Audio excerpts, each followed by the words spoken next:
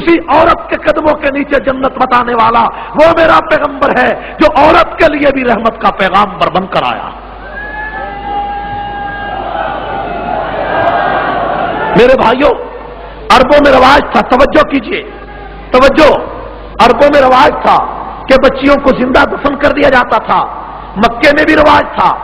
تاجدار رسالت کی محفل میں ایک شخص آیا اور آ کر کہنے لگا، یا رسول اللہ صلی اللہ علیہ وسلم، مجھے معافی مل سکتی ہے؟ حضور نے فرمایا، تو نے کیا کیا؟ اس نے کہا، میرا بہت بڑا گناہ ہے، آسمانوں سے بھی بڑا گناہ، زمین سے بھی بڑا گناہ، اتنا بڑا میں نے گناہ کیا، مجھے معافی مل سکتی ہے؟ حضور نے فرمایا، تو نے زنا کیا ہے؟ اس نے کہا، زنا سے بھی بڑا گناہ۔ حضور نے فرمایا، تو نے شراب پی ہے؟ اس نے کہا، شراب سے بھی بڑا گناہ۔ حضور نے فرمایا، تو نے جوا کھیلا؟ اس نے کہا، جوئے سے بھی بڑا گناہ۔ حضور نے فرمایا، کون سا ایسا گناہ ہے جو آسمانوں سے بھی بڑا ہو، زمین سے بھی بڑا ہو، کائنات سے بھی بڑا ہو؟ تو اس شخص نے کہا، اے اللہ کے رسول، میں ابو جہل کا پیروکار تھا، میں ابو جہل کا ماننے والا تھا، میرے علاقے میں بھی ابو جہل کا یہ دستور تھا کہ بچی پیدا ہو جاتی اسے زندہ دفن کر دیا جاتا، میرے گھر میں کوئی اولاد نہ تھی، 14 سال بیت گئے، 14 سال کے بعد ایک بچی پیدا ہوئی تو میری بیوی نے کہا، یہ اولاد پہلی ہے، ہم اس کو زندہ دفن نہیں کریں گے۔ حالانکہ حکومت کا اعلان تھا، ابو جہل کا اعلان تھا کہ بچی کو دفن کر دیا جائے، کہیں بڑی ہو کر اس کو کوئی لینے نہ آ جائے، کوئی ہمارا داماد نہ بن جائے، کوئی ہمارا ناک کاٹنے والا نہ آ جائے۔ تو میں نے فیصلہ کیا کہ بچی کو زندہ دفن نہیں کریں گے۔ 2 سال بیت گئے، 3 سال، 4 سال، بچی بھاگنے لگی، بچی ہمیں بہت پیاری لگتی تھی، جب میں گھر جاتا بچی میرے سینے سے چمٹ جاتی تھی، میری ساری تھکاوٹ دور ہو جاتی تھی۔ بنس روڈ کراچی کے مسلمانوں جن کے گھروں میں بچیاں، جوان بچیاں ہوتی ہیں، ان کو پتا ہے کہ باپ کو بیٹیوں سے کتنی محبت ہے اور بیٹیوں کو ماں باپ سے کتنا پیار ہوتا ہے، لیکن یہ 4-5 سال کی بچی روزانہ باپ کے سینے سے چمٹ جاتی ہے۔ لیکن ایک دن وہ کہتا ہے، مکہ کے چوک میں ابو جہل نے میرا گریبان پکڑ لیا، اس نے کہا، تیرے گھر میں بچی ہے اور تو اس کو دفن نہیں کرتا، آج ہی میری پولیس آئے گی اور اس کو دفن کر دے گی۔ میں نے وعدہ کر لیا کہ میری کہیں کل کو ناک نہ کٹ جائے۔ میں گھر آیا، میں نے نیت کر لی، ارادہ کر لیا کہ آج میں بچی کو زندہ دفن کر ڈالوں گا، آج میں اس کو تہہ تیغ کر دوں گا، آج میں اپنی آنکھوں سے جدا کر دوں گا۔ میں نے فیصلہ کیا، میں نے اس کی ماں کو نہیں بتایا، صرف یہ کہا، اس کو تیار کر دے، اس کے ماموں کے پاس لے جاؤں گا، اس کو وہاں چھوڑ آؤں گا، ابو جہل کے کہیں جلاد آ کر اس کو ذبح نہ کر ڈالے۔ اس کی اماں نے تیار کر دیا، اس کو دوپٹہ پہنایا، اس کے کپڑے بدلے، اس کو غسل کرایا، اس کی آنکھوں میں سرما لگایا۔ میں جب چلنے لگا تو وہ اس بچی کو میں نے اپنے ہاتھوں میں اٹھایا اور سینے پر رکھا، اٹھا کر لے جانے لگا۔ ایک کدال اور کسی وہ دروازے کے پاس تھی، وہ بھی میں نے اٹھائی، اس کی ماں کو پتا نہ چلا، وہ سمجھتی رہی کہ میرے بھائی کے پاس یعنی اس کے ماموں کے پاس لے جایا جا رہا ہے۔ لیکن کہتا ہے میرے دل میں برائی تھی، میں بچی کو اٹھا کر جنگل میں لے گیا، پہاڑوں پر لے گیا تو بچی کہتی ہے، ابا جان اس علاقے میں تو میرے ماموں کا گھر نہیں ہے۔ وہ پریشان ہو گئی، میں نے اس کے منہ پہ تماچا مارا، وہ خاموش ہو گئی۔ پہاڑ کے دامن میں میں اس کی قبر کھودنا میں نے شروع کر دی، میں قبر کھودتا تھا اور وہ بچی کہتی تھی، ابا جان کیا کرتے ہو؟ میں نے کہا خاموش ہو جا، وہ خاموش ہو گئی۔ جب میں قبر کھود رہا تھا اس کو نہیں پتا تھا یہ گڑھا میرے لیے کھودا جا رہا ہے۔ اس بچی نے اپنے دوپٹے میں وہ مٹی ڈالی اور میرے ساتھ وہ گڑھا کھودنے میں مددگار ہو گئی۔ تھوڑی دیر کے بعد اسی بچی کو اٹھا کر جب میں نے اس گڑھے میں رکھا تو وہ بچی رو پڑی اور رو کر کہنے لگی، ابا جان اگر اسی طرح مجھے زندہ دفن کرنا تھا میرے گھر میں بتا دیتے، میں اپنی اماں کو آخری سلام تو کر کے آ جاتی۔ جب یہاں تک وہ پہنچا رسول اللہ کی آنکھوں سے آنسو نکل آئے، سارے صحابہ رو پڑے۔ کیوں روئے؟ میرا پیغمبر کیوں رویا؟ اس لیے کہ وما ارسلناک الا رحمت للعالمین، میرا پیغمبر تو رحمت کا پیغمبر تھا۔ اس کی آنکھوں سے موتیوں کی طرح آنسو بہ رہے تھے۔ وہ آدمی کہتا جا رہا تھا کہ اے پیغمبر اس بچی کو اٹھا کر جب میں گڑھے میں رکھنے لگا، بچی رو پڑی، میں نے اس کے پکار کو نہیں دیکھا، میں اس کو رکھنے لگا تو بالآخر وہ بچی کہتی ہے ابا جان مجھے چھوڑ دے، میں ساری زندگی تیرے گھر نہیں آتی، میں ساری زندگی اس علاقے میں نہیں آتی، میں جنگلوں میں وقت گزار کے اپنا گزارا کر لوں گی، تیرے گھر میں میرا جرم تو کوئی نہیں، میرا قصور تو کوئی نہیں، میں نے تیرے حکم کی کبھی خلاف ورزی نہیں کی۔ وہ چیختی رہی لیکن میرے دل پہ ابو جہل کا ڈر تھا، میں نے بچی کو قبر میں ڈال دیا اور اس کے سینے پہ ایک ریت کا تودا رکھا اور اس کی آواز ہمیشہ ہمیشہ کے لیے بند ہو گئی۔ اے دنیا کے سردار، اے رحمت دو عالم، آج میں تیرے دروازے پہ آیا ہوں، کیا میرا یہ گناہ معاف ہو سکتا ہے؟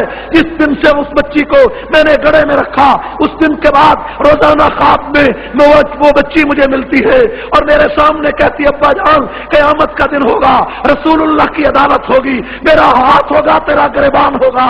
اے اللہ کے نبی، آج 40 دن ہو گئے، مجھے نیند نہیں آئی، میں تیرے دروازے پہ آیا ہوں کہ اس لیے کہ تم رحمت دو عالم ہو، رحمت للعالمین ہو، اتنا بڑے گناہ کی مجھے معافی مل سکتی ہے۔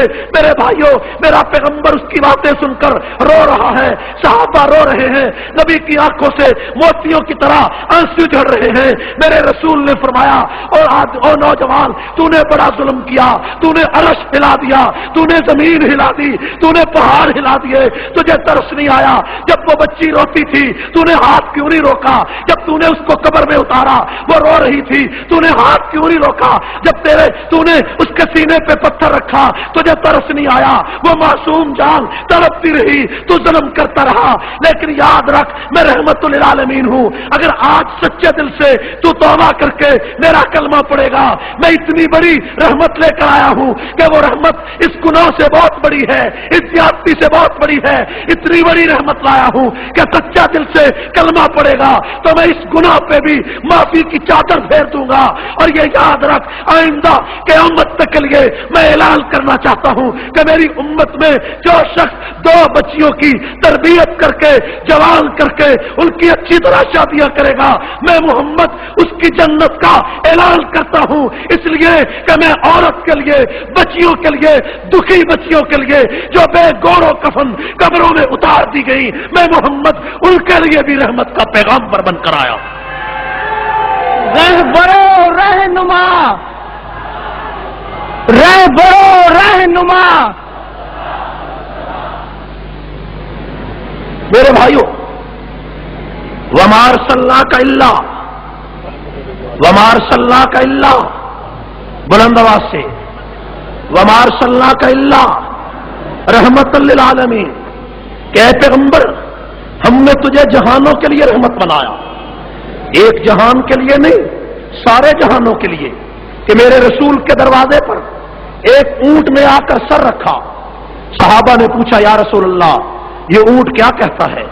تو حضور نے فرمایا یہ اونٹ اپنے مالک کی شکایت کر رہا ہے، یہ کہتا ہے مجھے چارہ تھوڑا ڈالا جاتا ہے، کام زیادہ لیتے ہیں۔ تو حضور نے مالک کو بلا کر کہا کہ آئندہ تجھے تھوڑا چارہ ڈالنے کی اجازت نہیں، جتنا کام لوگے چارہ اتنا ہی ڈالوگے۔ اب تم بتاؤ کہ اس جانور کے لیے بھی میرا پیغمبر رحمت کا پیغامبر بن کر آیا یا نہیں آیا؟ میرے رسول کی بعثت کے وقت مزدور کے لیے کوئی قاعدہ قانون نہ تھا، لیکن میرا پیغمبر جب دنیا میں آیا، میرے رسول نے دنیا میں پیغام اپنا پہنچانا شروع کیا، تو میرے رسول نے مزدوروں کے بارے میں جو اعلان کیا وہ بھی بڑا قابل غور ہے۔ میں نے رات انارکلی بازار لاہور کے جلسے میں بھی کہا، یہاں بھی کہتا ہوں کہ دنیا میں کوئی انسان محمد رسول اللہ سے زیادہ صلی اللہ علیہ وسلم سے مزدوروں کا حامی نہیں، محنت کشوں کا حامی نہیں، اور فیکٹریوں کے مزدوروں اور ملوں کے مزدوروں، سٹیل مل کے مزدوروں، کمپنیوں اور کارخانوں اور ملوں کے مزدوروں، محنت کشوں، آؤ میں ساری کائنات کے سردار کے دروازے پہ تمہیں لے چلوں کہ میرے پیغمبر کی عدالت میں لوگ مسافہ کر رہے ہیں۔ حضور نے ایک شخص سے مسافہ فرمایا اور آپ نے دیکھا کہ اس کے ہاتھ میں نشانات ہیں، اس کے ہاتھ میں گٹے پڑے ہوئے ہیں۔ حضور نے اس کے ہاتھ کو پکڑ لیا اور پکڑ کے فرمایا اے نوجوان تیرا نام کیا ہے؟ اس نے کہا میرا نام سعد انصاری ہے۔ حضور نے فرمایا تیرے ہاتھوں پہ نشان کیسے ہیں؟ تو اس نے کہا میں پتھروں پہ پھوڑا چلاتا ہوں، یعنی پتھر توڑ کر مزدوری کماتا ہوں۔ اور اپنے بچوں کا پیٹ پالتا ہوں، تو میرے رسول نے فرمایا دنیا کے لوگوں سب سے بہتر کمائی اسی مزدور کی ہے، اور یہ کہہ کر میرے پیغمبر نے اس مزدور کا ہاتھ چوم لیا، مزدور کا ہاتھ چوما۔ میں نے چیلنج کیا کہ آؤ لینن سے پوچھو، مارکس سے پوچھو، انجلس سے پوچھو، اور برطانیہ کے چرچل سے پوچھو، شکسپیئر سے پوچھو، روسو اور ویدرک سے پوچھو، کتنے بڑے بڑے فرما روا اور کتنے بڑے بڑے مصلح و مربی ریفارمر دنیا میں آئے، لیکن ایسا بھی کوئی شخص آیا کہ جس نے اپنی امت کے ایک مزدور کا ہاتھ چوما ہو؟ وہ پیغمبر جو معراج کی رات عرش پہ پہنچا، وہ پیغمبر جس کے دروازے پر ایک لڑکی قید کر کے لائی گئی، قیدی عورتیں آئیں، قیدی مرد آئے، اس کے دروازے پر ایک لڑکی